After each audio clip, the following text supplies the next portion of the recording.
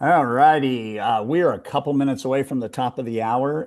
We are going to initiate our live stream to YouTube here as we get to the top of the hour. We have a delightful conversation today with Dr. Chip Bell, a good friend of mine and one of our just most gifted instructor partners on just the art, I guess, and the science of the customer journey. So we are going to open chat, and as you guys come in, we would love to know where you are coming from. I'm in Rancho Mirage, California today, and so I'm in. And Chip, I want to welcome you as we get ready to go here. We'll do official kickoff in a sec, but if you're joining Yep. us, come into chat, tell us where you're coming from, and we'll get ready to rock and roll with Dr. Chip Bell. So, Chip, you're where right now? You're in I am in at beautiful Lake Oconee, Georgia.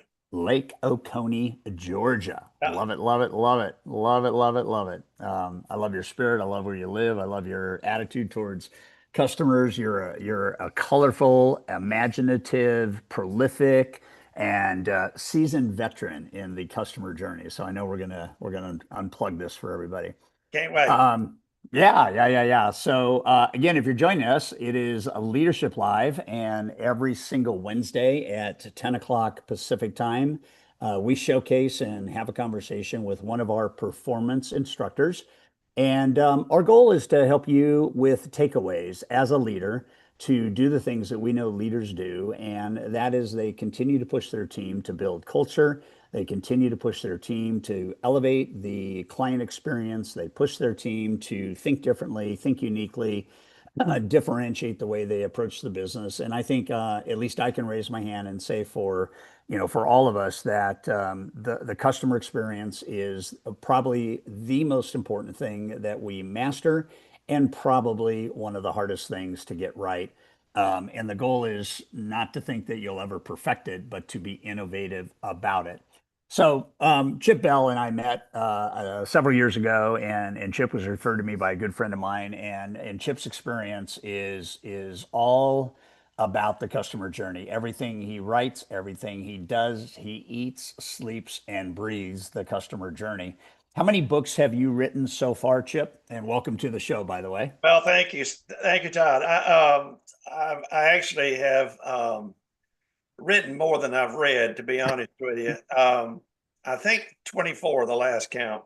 Yeah, I love them, and they're all about this thing on the customer journey. Pete, welcome, and Trade North Carolina, awesome, awesome. If you are joining right now, just kind of plug in where you're coming from, and we are going to talk about the whole idea of five decisions that you guys need to make to really build out and optimize your customer journey. We're joined by my friend Dr. Chip Bell, who's an expert writes for Forbes magazine, is a very, very prolific guy when it comes to the journey. Tell us, Chip, your story a little bit. Give us an idea of how you got so passionate and so excited about this customer experience topic. Well, I have always had a strong affinity for the customer, and I was working many years ago for a major financial services company and realized in working with them that their focus was on interest rates or how many branches we've got and where they're located. But the experience of the customer, they were sort of missing. And so that's what, and then I had an opportunity to work with them to create a long-term customer strategy. And from that go, this is where my heart lies. And I left the financial services company and started my own company to help work with a lot of organizations, helping them better understand their customers and, more importantly, how to create a culture that builds long-term fans, long-term customer loyalty. And that doesn't mean customers who come back. That means customers who bring their friends. Yeah, I want to talk about that because one thing I'll say to everybody is loyalty is always a two-way street, and if you want loyalty, you have to be loyal. And one of the gifts that I think Chip will bring to the discussion today is the idea of earned revenue versus residual revenue. And what I want to point out on that is earned revenue is as leaders, your team shows up, they do the job. You close a contract, you close a deal, and you get paid, right? That's earned revenue. Residual revenue is that person that you did what I just explained for, and whatever the business may be. Residual income is when they unlock their service experience and passionately tell every single person about their experience, because residual revenue is much more profitable than earned revenue. And let's face it, in the digital world today, in the world of competitive service, you got to be good just to enter the game. And so the question is, how do we move the experience from good to great to awesome and then never lose sight of it? The other thing I was telling Chip offline is I think we're all prone to some type of reminders from time to time that help us re-engage or elevate the commitment to the experience. And I think at the end of the day, I would say this for every leader, and Chip will get your response on it, is at the end of the day, the thing that matters most is that your customers do and are and stay committed to being a raving fan. My relationship with Ken Blanchard years and years and years ago, one of the great books he wrote was Creating Raving Fans. And Chip, your DNA is all about that. So Absolutely. these five things that talk to loyalty in the modern experience that we see right now. Tell us how you arrived at these five things, and then share with us the first thing that you would advise our listeners, both on YouTube Live, being live stream right now, and here. What would you advise them to think about with number one? I think that first of all, look for unique and unusual ways to know your customer and do it in a way that customers recognize you know them, you understand them.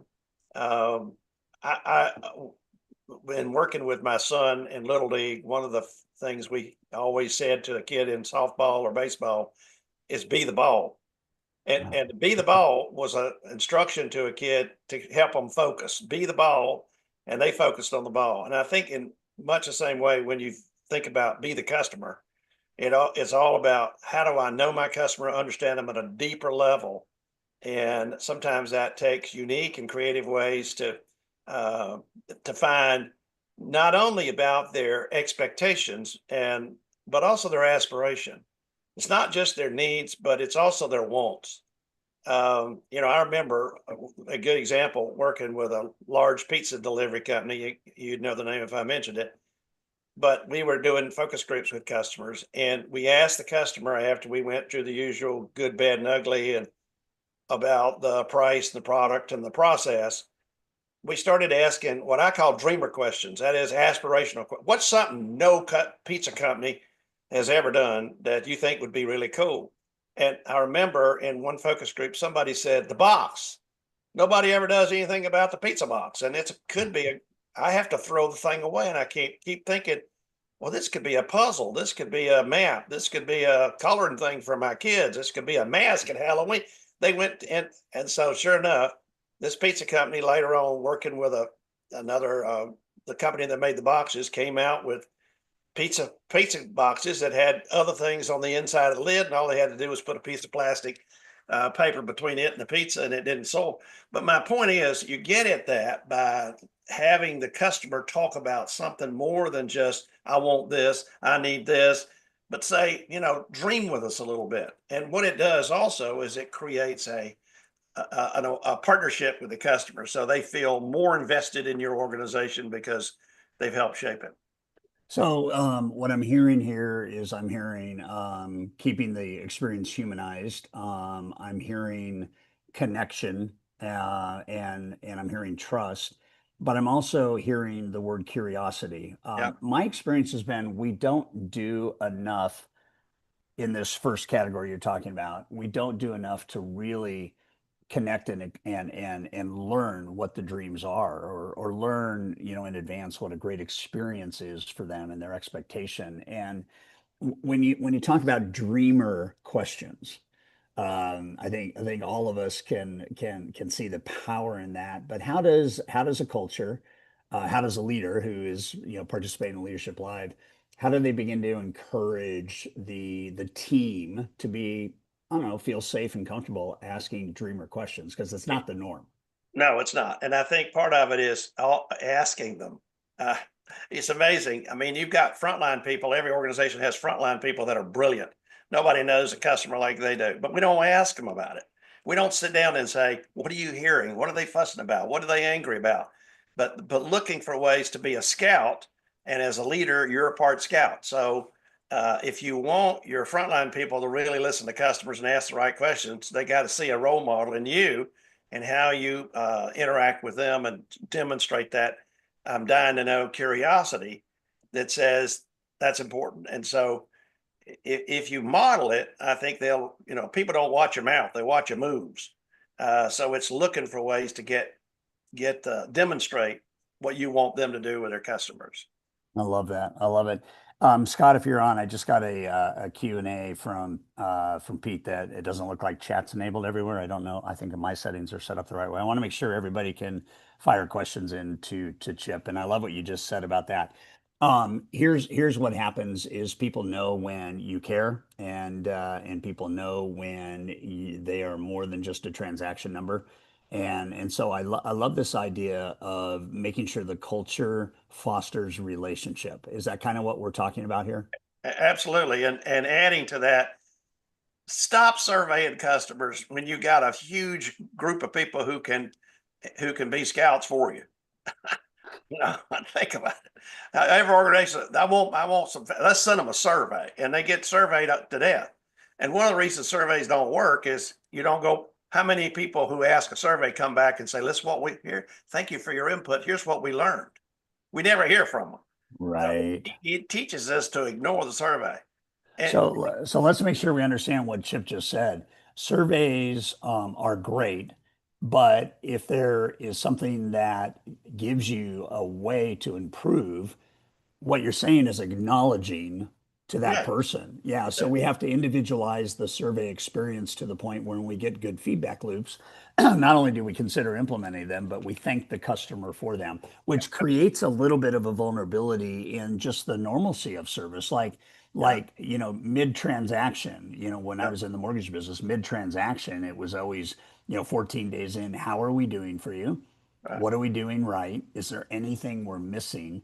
And whenever somebody would say, "Well, I'd like your communication to be a little bit faster than what happened on this last thing," or, "I'd like to know via email instead of a phone call, what we can do to what you need from me," or things like that. And it was always great to say no, everything to hear everything's going great, but it was always better to hear here's something we could do. And pretty soon you're getting that list of things we could do better down to a smaller number. yeah, And this leads us to a thought process about constant and never-ending improvement, yeah, which you teach right. as one of these ways to keep your service propositions elevated in the modern day world. Talk about the constancy of improving the service model. Well, if you could somehow get your customers to quit changing, you wouldn't have to do that. Once you figured out what they need and you delivered every time, you'd be in good shape. The only problem with that is they are constantly changing. Today's fad is tomorrow's antique. And as long as they continually change, we have to find ways to update what we know. And so, and what's changing the customer, why they keep changing is they get great experiences from pockets of their life. And so they use that to look that as a lens to look at your operation. I go to some like Disney World, and they treat me like a long lost cousin. And maybe the next place I should go is the lobby of your organization. Guess what my expectations are? You know, so it's what I'm saying is that because there are organization your customers are experiencing, I look at every website today through Amazon eyes. Now, whether that's fair or not, you know, or when I have some organization that say, "Well, we're going to close at 5 o'clock," and I go, "Oh, wait a minute, when does Amazon close? Have you figured out a way that I can be access you? I don't expect people to work around the clock, but could you figure out a way to give me access as one feature to your service around the clock?" My point is that the more people are experiencing great service in little pockets of life in little ways, the more their standards are going up and the more requirement there is for the organization to constantly change to stay up with it. Mm. I had an experience yesterday, and I think somehow or another this is going to fit in. But we had a package that had to get to a UPS store, and the store that we went to on their website said open till 6 p.m. and it was 5:42, and it's 4 minutes from our house. And so we drove over, and the only sign that was still illuminated was notary. The open sign wasn't illuminated. It didn't look like the lights were on. And I met the owner Jeff, 4 days earlier, and super nice guy. He's owned the franchise for 18 years. And I look at the operational hours, and they close at 4. And so there's a expectation that I'm going to get to Jeff's place by 6 because that's what the website Yeah, says they sure. close at. And then I get there and the sign says 4. So anyway, long story short, it's 10 minutes to 6. We find another UPS store because we want to get it out today. And we call that UPS store, and we had the GPS up, and Deb said, we're on our way over, but it looks like we're going to arrive at 6:02. And Deb said, "Will you still be there?" And she goes, "Well, we close at 6. The computer shut down at 6. So unless you're here at 6, I don't know that I can say yes to that." And then Deb said, "We mail a lot of boxes regularly, and blah blah blah blah blah." And the first part of the story is that probably was not the right response from her, but it was the truth about our store closes at 6 o'clock. And so when Deb said, we do mail a lot of boxes, it'd be great if you could stay. And she goes, here's my mobile number. I'm going to close at 6. Text me and I'll meet you out back and we'll get your boxes out. There you And go. that was like, wait, go around the building because she didn't Yeah, want anybody to know that we yeah. were coming in through the Of front course. door. Yeah, But it took, so the question would be, it took the customer to say, it'd be really helpful if you could stay open and help us. And right. and by the way, we do ship a lot of boxes. It took us to say that. And I don't know how would you answer that? How would you coach the franchise to, they have operational hours, and we close at a certain time. And is there a flex time? Is there like we close at 6, but we'll stay around till 6:10? Sure. I mean, this is great. Oh, Renee Godefroy says access beyond regular schedule is a lot easier and cheaper today with AI.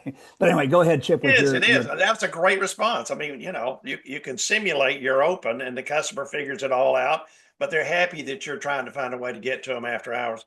But what the example you just used with Deb it always comes back to, do I want my people on the front line to be robots, which means I'm not gonna need them at some point, or do I want them to be empowered thinking people who make decisions on my behalf and act like owners? If it was your store, you'd say, I'll be open as late as long as you need me. I'll meet you wherever you want, but we'll make this work. So it always comes back to leadership. Part of leadership is creating owners out of people who are our employees. And I've worked with a lot of, or including small organizations, that says you can do that. Yes, we got labor laws, all of those things, but there are ways around them where we can meet the need of the customer and still provide discipline and systems for our organization to get its need met. So to me, it comes back to how you view your employees. yeah. And again, your UPS address says, we close at 6, the machines are turned off at 6, and I turn off at 6. They're gonna turn me off at 6, you know, until I'm replaced with a robot. And given the kind of service you were about to get, you'd be fine dealing with a robot. It wouldn't be any different. Well, yeah, and I guess that's the whole new world of AI is a very efficient tool, and maybe we get into that.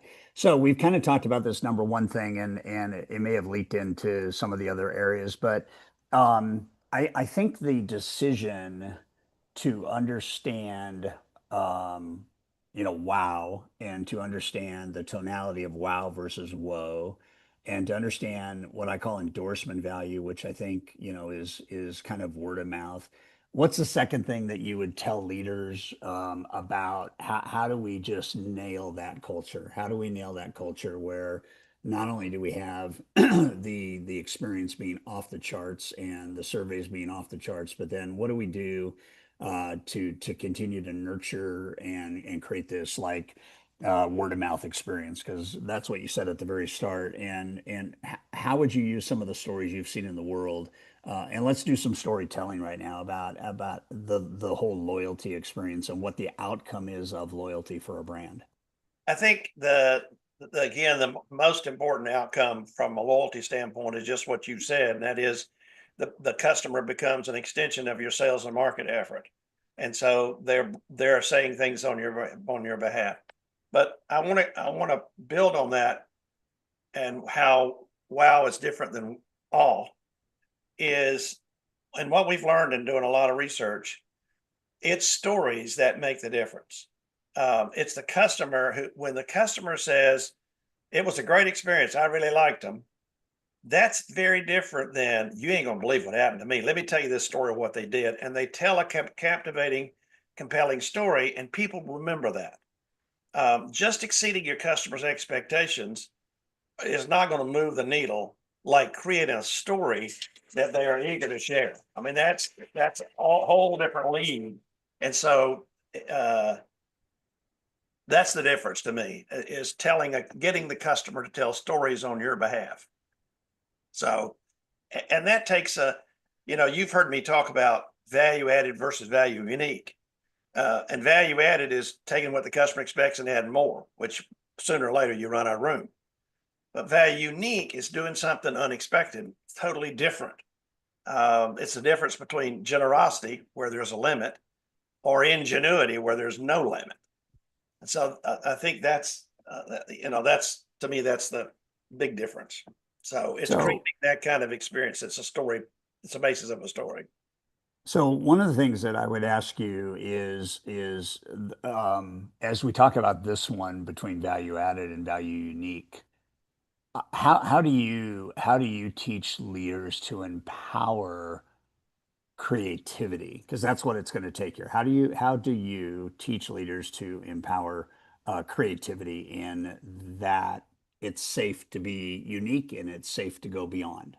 I think the first is to recognize that you don't have to be creative every time. You don't Right. have to deliver a very unique experience every time. In fact, it's better if you don't, Mm, because the way in which customers are attracted to anything follows variable ratio. When you go to the casino and you're playing the slot machine, you don't have to hit that thing. It doesn't have to pay off very often, but once in a right. while you go, whoa. And we all know the BF Skinner research with the pigeons and pecking the silver disc. And we know that variable ratios tend to create much more of an attraction than playing regular every third time, every fifth time, every time, whatever. And so that is, one, provides some relief, because I don't have to be incredibly ingenious every single time the customer deals with me. But every now and then they get a story they can't wait to tell. So that's the first one. And I think the second is to recognize you don't really empowerment doesn't mean unlimited license. I mean, Right. it means responsible freedom. And Say and that, say that again. people, empowerment doesn't mean unlimited license. Just do whatever you want to do to take care of the customer. But it doesn't mean unlimited life. It means responsible freedom. And so part of what we do as leaders is to say, I want you to have the latitude to do whatever you need to do, but let me help you be responsible in how you do that. And one of the ways we help them be responsible in making smart decisions on behalf of the customer is we provide them the training they need to do that, to make smart decisions. That goes back to our old example of the housekeeper could spend $2,000 at a Ritz Carlton to make sure a customer's happy. Well, they didn't send out an email saying, now housekeepers, you can spend up to $2,000 to make sure that customer ends happy. That empowered ignorance is anarchy. What they did is prepare them, train them to make smart decisions about how to deal with customers, so they wouldn't have to pay $2,000 every time they wanted to save a customer. So I think Yeah. providing training, I think, sort of another thing that helps them feel that sense of responsibility, responsible freedom, is to help reinforce the mission, the purpose, why we here, what's important. I think that's another one. Another one is to say, if you make a mistake, guess what happens? You're going to get all kind of help and support and coaching. We're not going to assume you're malicious and evil, because that means we hired the wrong people. So I'm going to provide the kind of protection, if you will, by knowing that I'm going to ask you to get on the high wire to take risks with the customer, but I'm going to be the net to catch you, and we'll help you grow and learn from that. So I So think there, go ahead. so I mean, I think it's those kind of things leaders do to help that person feel the sense of I'm trusted, I'm competent, and I'm given the latitude to make decisions on behalf of the customer. That's how owners think. Yeah, no, I love this. And so I wanna, part of what Chip just said is telling stories. All right. So experientially, I look everywhere I go, I look for just really unique stories of empowerment and culture, right? And it doesn't matter whether it's a little brand, a big brand, it doesn't matter. You can have a really bad experience at a big brand, a really great experience at a small brand, and vice versa. It doesn't matter. It's all about culture. And so last Monday we got back from a 28-day trip to Australia, and we had 32 business meetings in 19 days, and we were talking about fuel to companies as large as Mattel and ServiceNow and Shangri-La hotels, and one of the nights we were in a different city, and so the accommodations were the Ritz-Carlton and in Melbourne, Victoria, Australia. And I've never watched a country consume as much coffee as I watch in Australia. They are coffee junkies, and they meet over coffee and blah blah blah blah blah blah blah. And we're probably at the 15th or 16th day. We're at the Ritz-Carlton, and we're having breakfast. And with breakfast is coffee, right? And so when all of a sudden the coffee comes out, I look, and what I see, I'm just going to share this real quick. What I see is this. And I see this coffee cup, and it says luxury isn't allowed. It's a quiet coffee with the world at your feet with a smiley face. And I'm scratching my face, and I'm trying to ask, is this like pre-printed, or what is Handwritten. yeah, what is this all about? And of course, Chip, you know where I might be going with that. And then I get this one.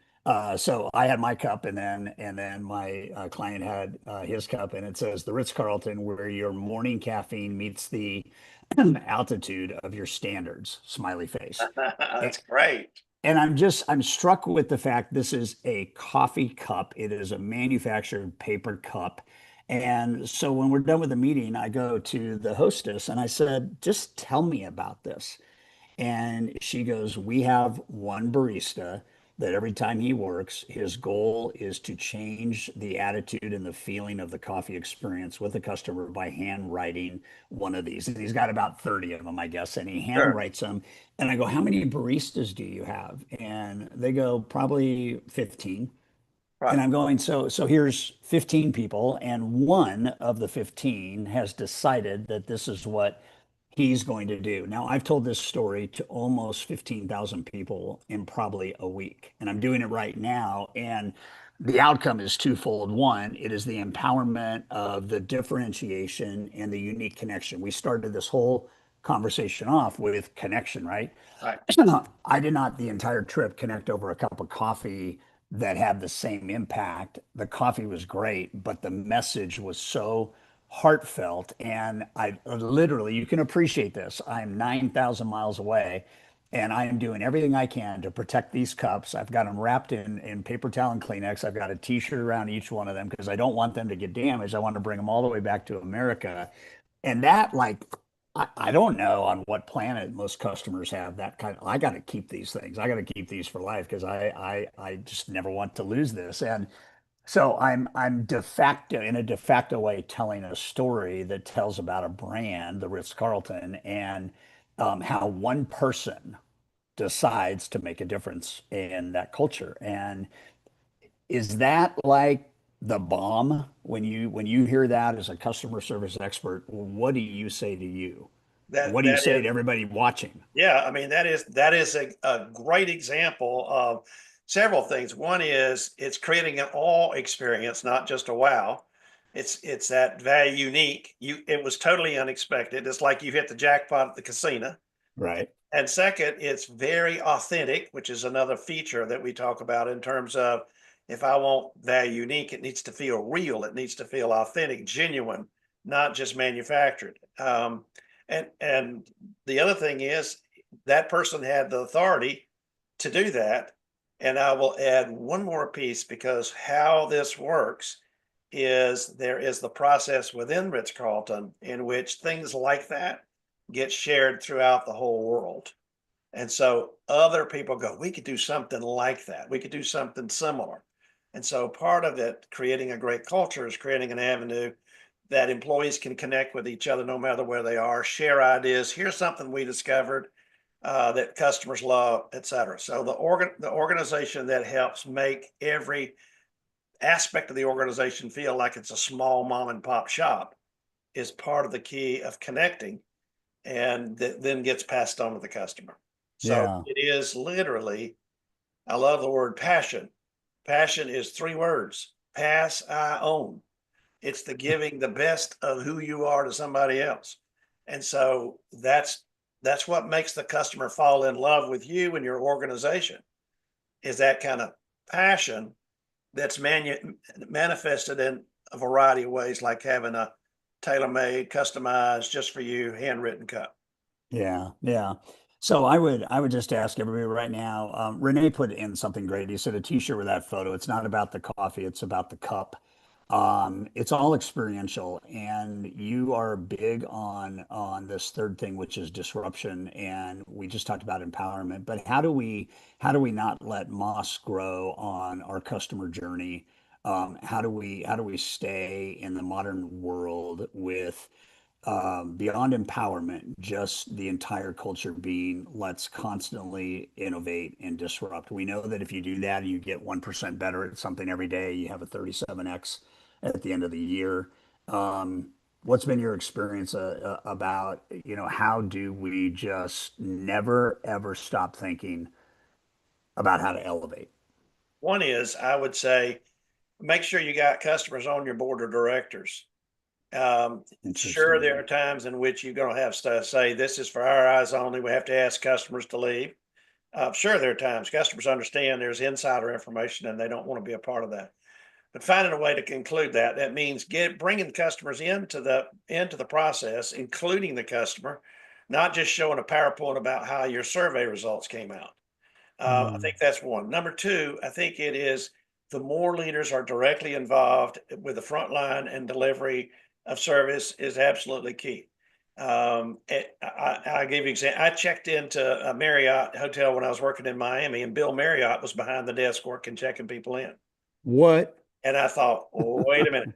And so I asked the bellman when I said, wasn't that Bill Marriott? I mean, I see his picture with his daddy all the time in every hotel. He said, yeah, he's been here for about 3 days at the property. Well, he doesn't have to do that with all their properties, the largest hotel chain in the world, but just a few, and the word gets out. Bill Marriott was here working the front desk. I mean, it's that kind of action that shows to people that it really does matter. I think another one is when we have those stories like you've just given with the cup. Why not celebrate that? Why not telegraph that around so other people get know when I do that, I get rewarded, I get recognized, and we provide the affirmation for that. So I think again, it comes back to how do we link the customer in? How do we get the customer involved? Spending time on the front line, work with organizations that says every member if you report directly to the CEO, you got to spend 4 to 5 hours every week with direct contact with the front line or the customer. And Mm, come back and tell us what you've learned, not just go hang out.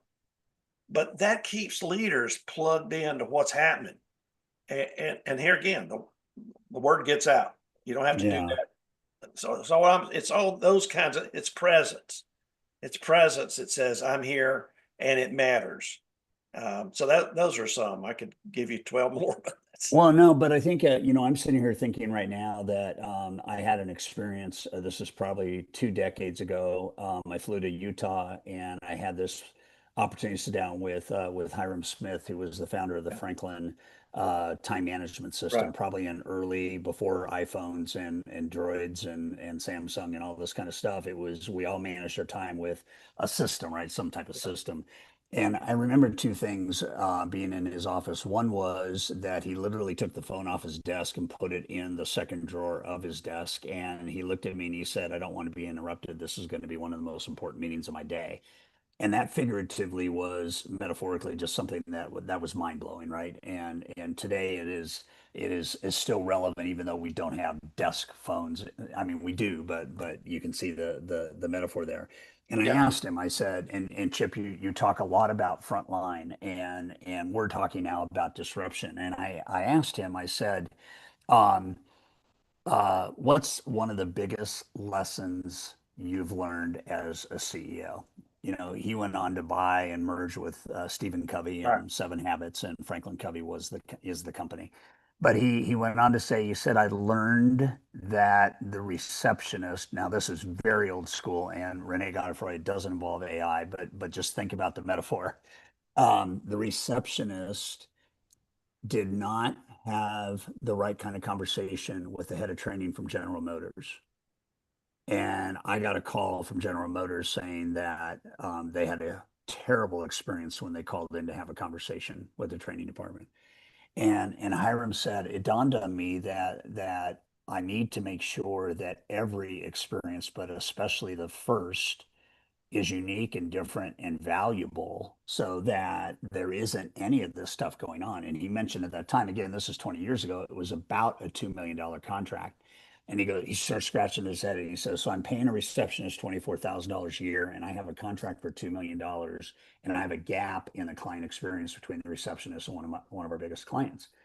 And by the time he gets to the end of the story, his receptionist was now somebody super capable, super involved in not only sales but retention and asking the customer questions. And I think he ended that part of the interview saying, "I pay her $85,000 a year, but I guarantee you, every single person that calls is blown away." Yeah. And so it gets down to first impressions have to be really, really great. And then because if they're not, then you're going to try to make a great second impression, which is not the way to create loyalty, and then maybe a third. And the beauty of the first impression is that it then sets expectations for chain of command. I mean, Right. whoever's involved in all of that, right? But I found that to be fascinating that just looking at a traditional model of here's how much we pay somebody to do this, and then to learn from it that it almost cost them a $2 million contract. Oh yeah. And I think that this is not about comp as much as it is about competency and a commitment to the customer experience. So the disruption piece is interesting. First guy I ever knew that almost paid a receptionist $100,000 to make sure the client experience was off the charts. Sure. The other thing I want to say is it's interesting because the coffee cups, one of our clients in Pacific Asia is Shangri-La Hotels, and I showed the coffee cups to the general manager of Shangri-La Hotels, and he said, "We're starting that tomorrow." There you go. And it was like something. This guy Yeah. is in charge of Yeah. a major brand, Yeah. and he sees me share one thing because he's my client. Right. And this is not about me calling the Ritz-Carlton and saying great job. This is about Right. me saying to one of my clients, let me tell you what one of your competitors is doing, and you may want to swipe and adapt and make that even better. That's And right. so he took that and he empowered his lounge, the Horizon Lounge Yeah. at Yeah. Shangri-La, to Right. to make the coffee experience personalized and customized. And so they keep doing this. And then it was very unique and disruptive. But I don't think we have to be innovators as much as we have to be improvement artists, right? I mean, that's not rocket science that No, one it's guy not. that makes coffee is handwriting a note. No. But how do we take and improve that? And Yeah. so what Shangri-La did is not only did they empower the coffee people to do what they were doing, what Ritz-Carlton was doing, but immediately he empowered the entire housekeeping staff to write personal notes to the customer every day they cleaned the room. Right. That's mind blowing. That is, that And is. we end up within 2 days of sharing the coffee cup experience, we end up getting notes from housekeeping. Yeah, yeah. And you could just tell they were Think real. And about they, how it grows. It's just infectious when you do all that. That's the whole key. And I think part of it is, if you want to take care of the customer, take care of the front line that serves them. So I think it starts with the message you send about how important they are, who's serving. If you aren't serving the customer, you're serving somebody who is. And and I'll give you a quick example. And again, another Marriott story because I used to work a lot with Marriott. But I'll never forget the night I watched Bill Marriott kick a guest out of the hotel and who was berating the front desk. And I mean, the worst profanity you can imagine. It was fairly late. I was in the lobby with a client, and I heard this guest cussing out the front desk.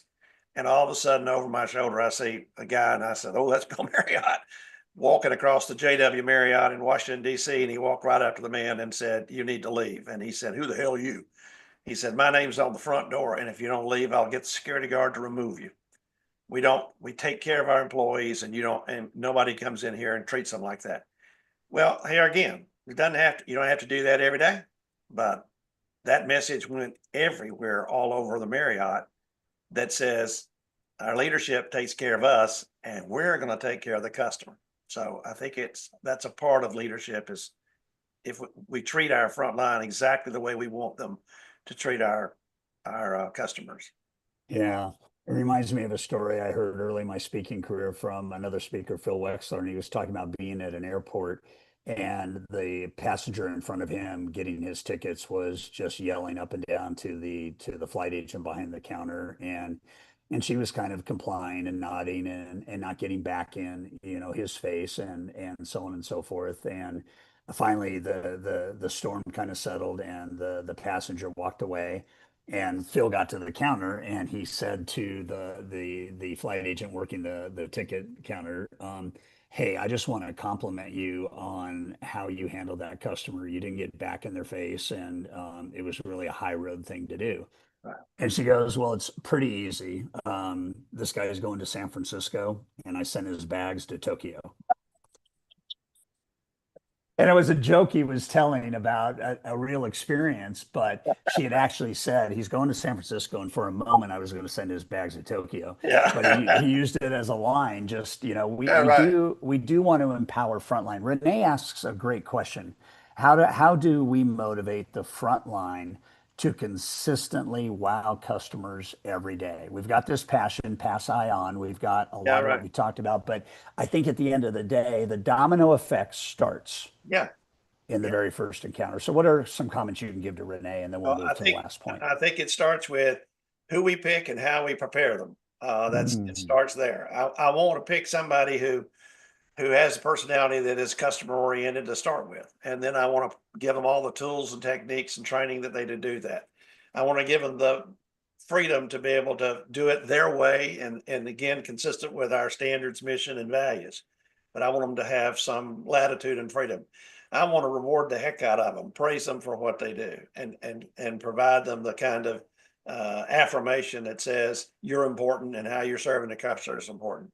And I want to help them do whatever I can to make them feel like the customer is critical to our organization.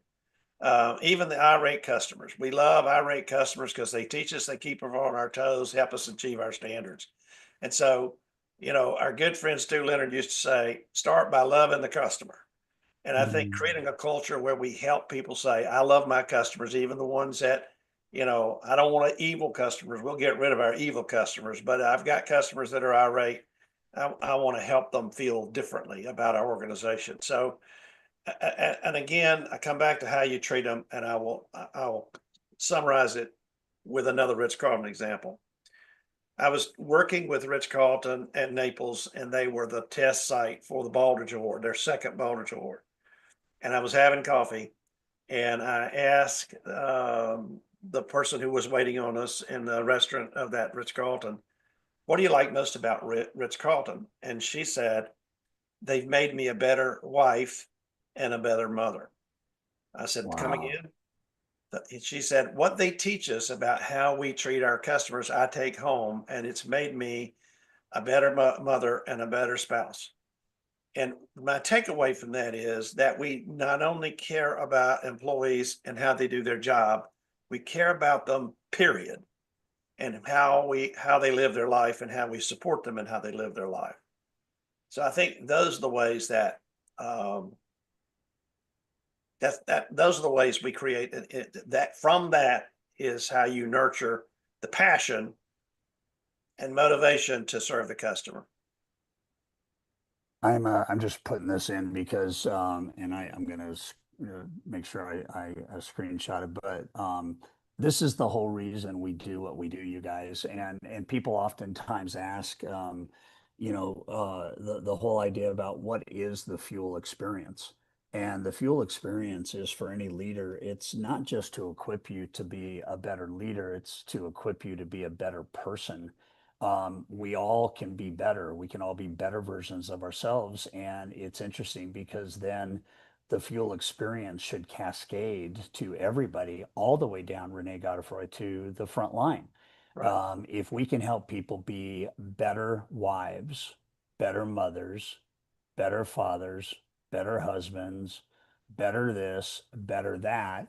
We have some very clear indicators, especially from the new Gallup Global Leadership Report, which came out in February of this year, that said the two things 9 out of 10 people surveyed around the world want from their leader is number one was hope. And hope was defined as a clear relationship to help them grow career wise and become a better version of themselves. The Right. second was trust.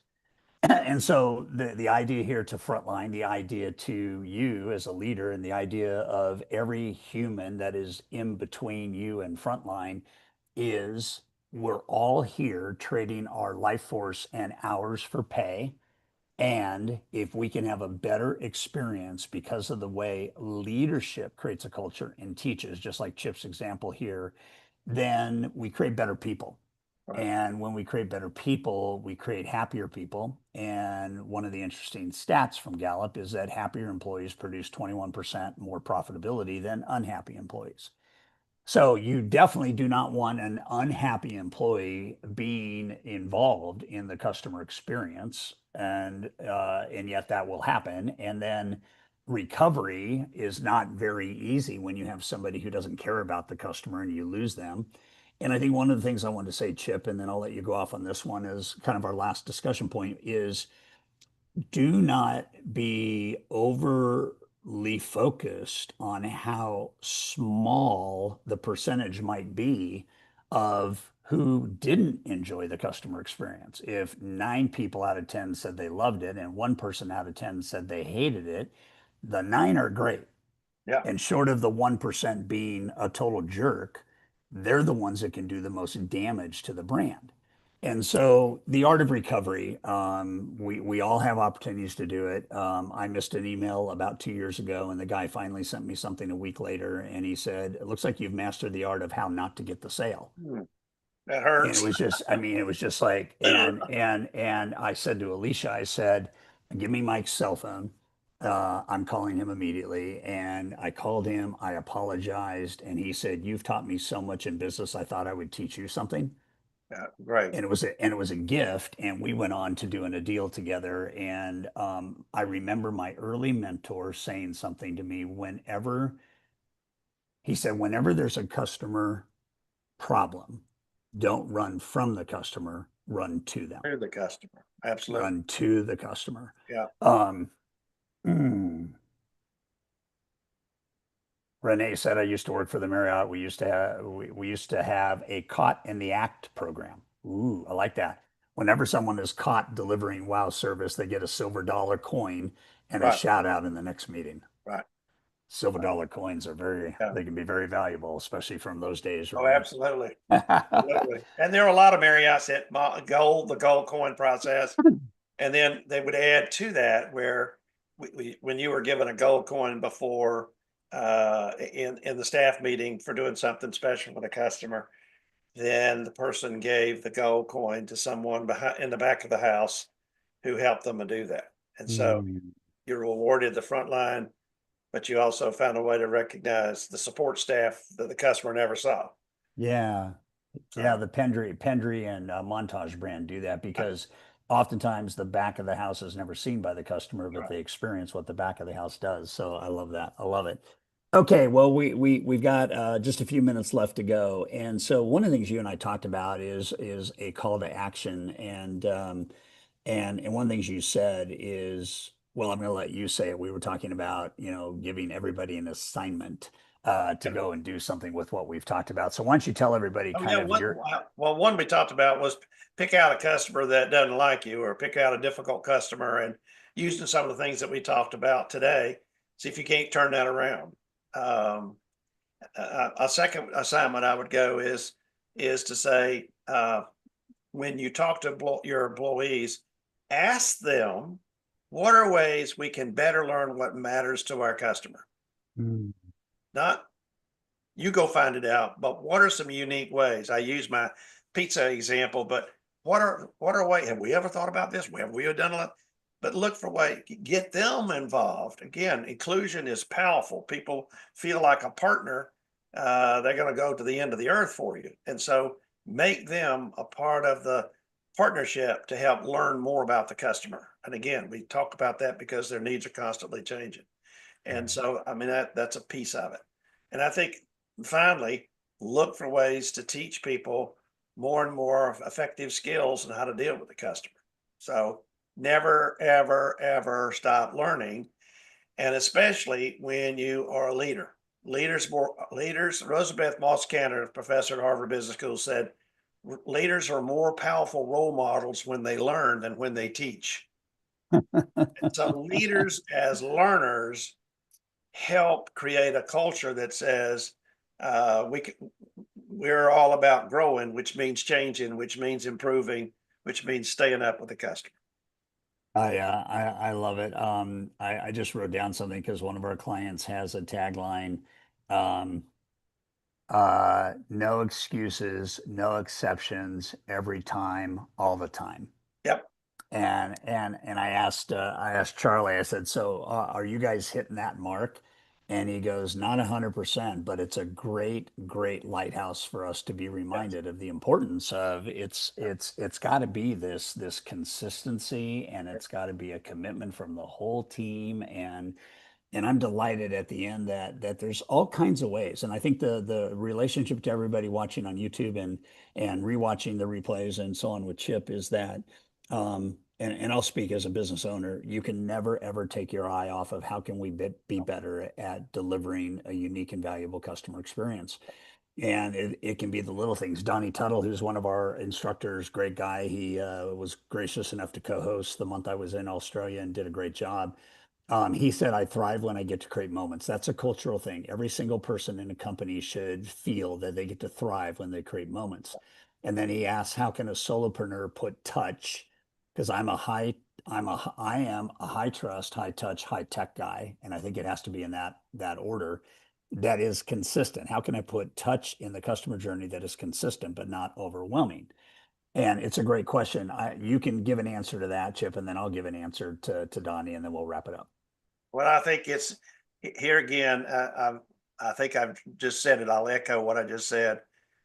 It's all about continuous learning. It's the more we demonstrate that continuous learning, the more we create the kind of culture that's high spirited. I just finished an article in Forbes magazine for Forbes.com on Wayne Lucas, who was the renowned horse trainer. Yes. And he asked the question, so what did you learn today that would help you improve every day? What did you learn today that would help you improve? And he was renowned, and his horses won almost 5,000 races and earned over $300 million. And he's in the Hall of Fame. But he was all about learning, learning, learning, learning all the time, constantly changing. So I think that should be a mantra. Well, and I think the thing I would say is the more you learn, the more value you can add, and Yeah. so that's part of the answer. And I would say, Donnie, creating moments. And so one of the ways that I do that as an entrepreneur, solopreneur, a business leader is I always look for a trigger point for birthdays. And so I will get an announcement, on my calendar every day. Some day there's two or three, and some days there's 10 or 11. And I want to send out 30 to 45-second videos, happy birthday videos. And I've been teaching this to people, and there's a husband and wife team that always sing a song to me on my birthday. And it was neat to teach a customer the art of just saying happy birthday to people, and then having this guy be creative enough and have a voice that's good enough to sing a song every year. That is great. And you'd be surprised, Donnie, you can do 20 happy birthday videos in about 8 to 10 minutes. And you can knock that out, and it's life changing. There's one guy in Australia that I'm in my 32nd year of calling him and wishing him a happy birthday. And, he's blown away every year I do it. And it's a great connection point. So I think That the is a things, great the high, idea. huh? Yeah. A The great high idea. level And it reminds me of Herb Keller. I used to work with Herb at the Southwest Airlines. Southwest. Yeah. He said, treat every customer like today is their birthday. Yes. Yes, yes, yes, yes, yes. Well, Chip Bell, and guys, go to Chip's website, chipbell.com. Everything you need, all the learning you need, all the help you need, including if you want a consultation with Chip. I mean, it's all there for you. He is a passionate guy that just understands uniquely and remarkably the value of a customer, and how to help some of the biggest businesses in the world, as he has done in his career, create these cultures of fascination and beauty in the customer journey. Please check him out, and please go to his website, and you can call him, you can email him. He's a wealth of information.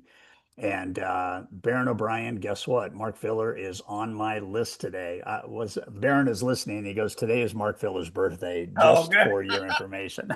That's great. I I love do it. have I do have 9 birthday videos that I've got to deliver today. That's So great. That's super. all right. Well, Chip Bell, Thanks. you're an expert. Well, You're thanks, hard. Todd. It's been fun. I love You being got a with you. you got a heart of gold, and we'll look forward to continuing our journey. And thank you all for being leaders. And feel free to replay this to your entire team. If you're a CEO, send it out to the whole company. We're here to serve. We're here to help you be a better version of yourself as a leader. And I was telling Chip that before we got on the call at 9:45, just to kind of prep a little bit, I'd already learned 2 things. I got up early, and I'd already learned 2 things. And then, man, leadership's about learning, and then it's about doing. So I hope that you all have at least 1 or 2 takeaways from our conversation today. And I love you, Chip, and I know our paths will Love you cross again too, soon. Todd. Thanks for Thanks. the impact you make, and thanks everybody for watching. We'll see you.